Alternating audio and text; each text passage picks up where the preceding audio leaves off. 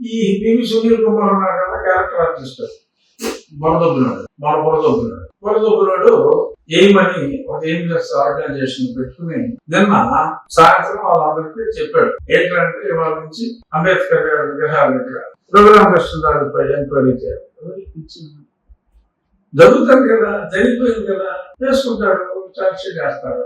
దానికి ఇప్పుడు ఇతను అరెస్ట్ చేస్తారని వాళ్ళు బయట పట్టుకుంటారు.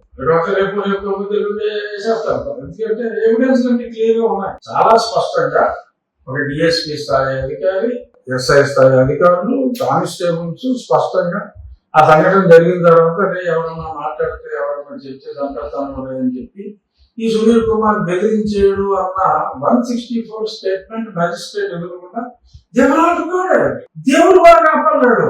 అతడు ఓటుని చూసి నా దగ్గర ఏముంది, ఏదో మొన్న రెడీ చేసుకున్నాడు, ఒకవేళ నన్ను అరెస్ట్ చేస్తే కనుక అందరూ ఆందోళన చేసేయాలి అని చెప్పాడంట.